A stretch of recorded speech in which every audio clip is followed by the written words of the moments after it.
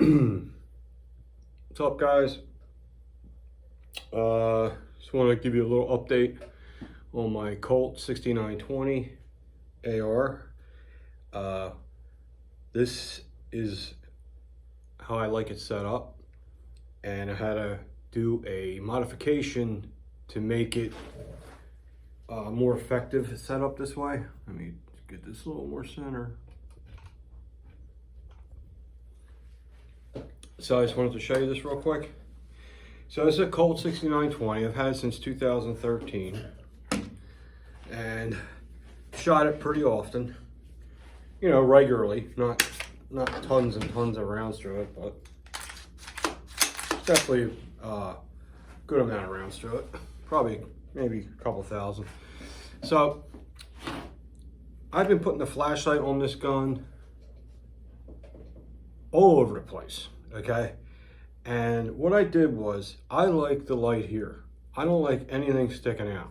Okay, I had it up here on the A2 front sight, and it brought it in a little because it was on the AT front sight, but I just like this.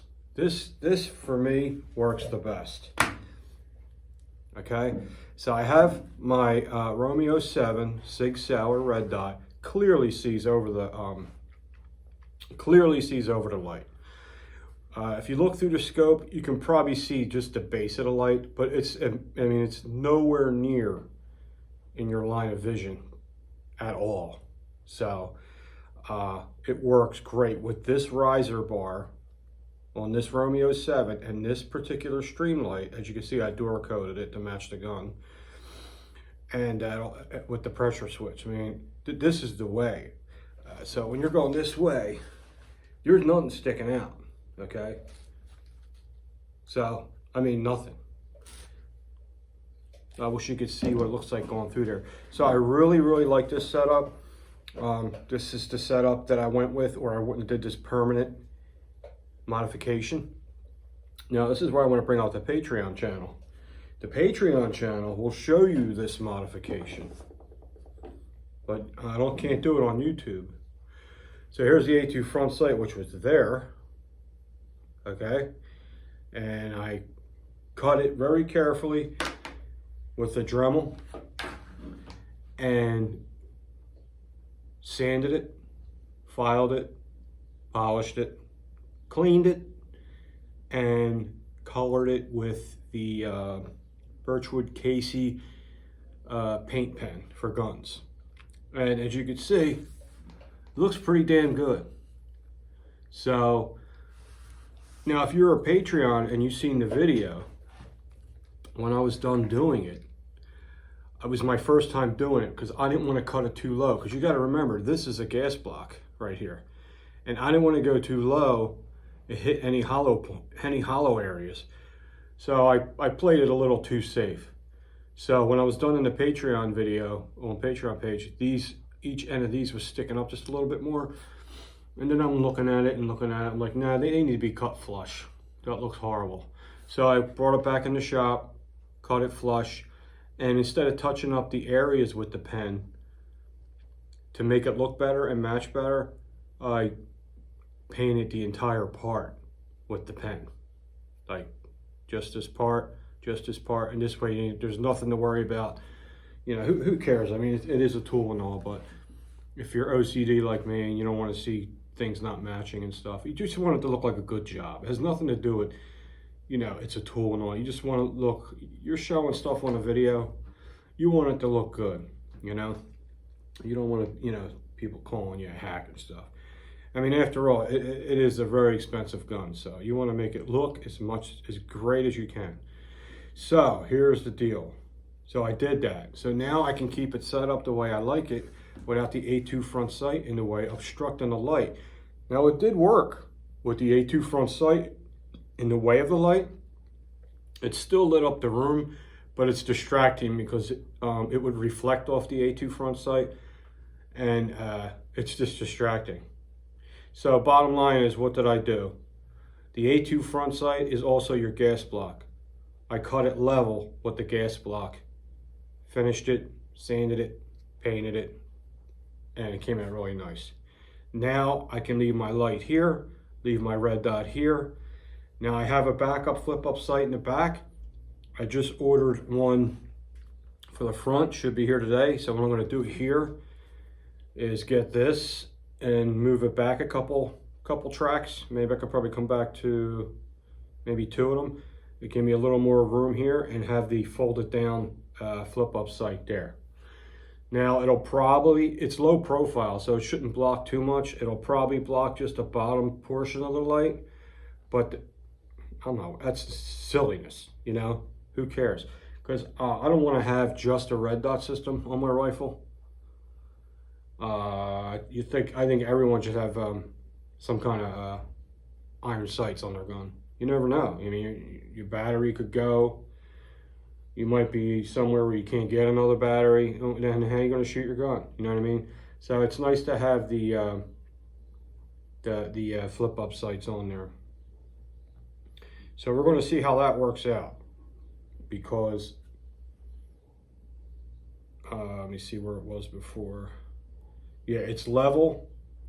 This is the rear one, flip up sight. So this will be level with it. So it'll be like that, and then it'll flip up. It'll be up here. And, I'll be able to use iron sights as a secondary system, like not primary. Primary is going to be these. Okay. So the sights are just in case, you know, I need them. I'm not going to use the iron sights. I'm going to use the red dot. This red dot is completely zeroed in. It's zeroed in like splitting hairs, you know, because I worked a double action. I had the time to put it on the rest and really zero it in real fine. And I'm not touching it. I'm not moving it. The sucker's dead on. And it's impressive because I've had the Aimpoint Pro, but I'll tell you, this Sig Romeo 7 is really friggin' nice for the money. So I just wanted to show you that. Now, if you want to see videos like that, where you're cutting stuff and modifying things, that would be on the Patreon page. I don't put videos up every day over there because, you know, you got to keep coming up with ideas. But I am so happy with this AR. And did you guys know, I don't know if I showed you this, did you guys know I had this? Oh, sorry, wait a minute.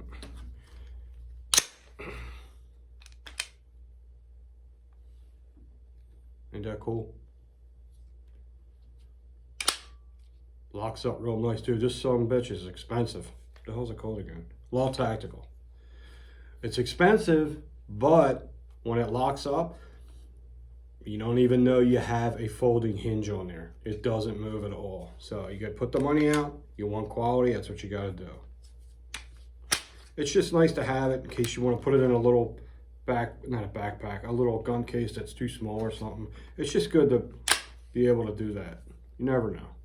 So, and yes, I've ran it with this all together on here, and it doesn't affect the functionality or the reliability, not even a little bit. All right. So let's just show you that. So the Patreon link is under there, and you can check that out if you want. And Chad, I just wanted to show Chad his holster. Just got done his holster. This is for a 1911. He has a Springfield mil-spec, so it's pretty much the same thing as this blue gun. He has a Springfield mil-spec. This is a Colt, you know, GI Colt regular government model. So you got to remember, almost all 1911s without the rail, are pretty much shaped like this. So if he had a Kimber, if he had a Ruger, if he had a Colt, if he had a Springfield, doesn't matter. If it's a 1911 without a rail, it's going to fit the Colt mold. This is the Colt mold. Trust me, I've mailed out hundreds of these and no complaints. Everyone's 1911s fit, with the exception of Sig Sauer 1911, because they have a square slide. But I do make that one too, though, because I do have that blue gun. But I just wanted to show you that. So Chad, there's your order for your holster. It is OD green. It's got dual adjustment tension screws on there.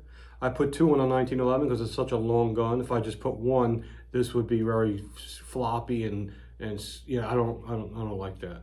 So, you know, I put 2. I don't charge extra, but I should, but I don't. It came out really, really nice. Got a nice high sight radius, okay, and fits perfect. So also, guys, as always, the holster link is under the video too. I'm all caught up, ready to take more holster videos, ready to take more holster orders. Just like I said in the past videos, if you order a holster, within the next few days, you'll be getting it in days, not a week or anything like that. So this is a really good 1911 mold. It's blocked out perfectly for everything. It's blocked out for all the controls. Nothing rubs on anything. The only place it rubs is right on the trigger where it's supposed to, right on the trigger guard. A little tension, and it actually fits really, really nice. So there that is. Chad, this will be going out today, brother. Today. So this will be in the mail. And that's all I got for you today, guys. Just wanted to show you the update on the AR, what I did. And a lot of people are not Patreons. Didn't even know I did that because they're not Patreons yet. And that's it. I'll talk to you soon.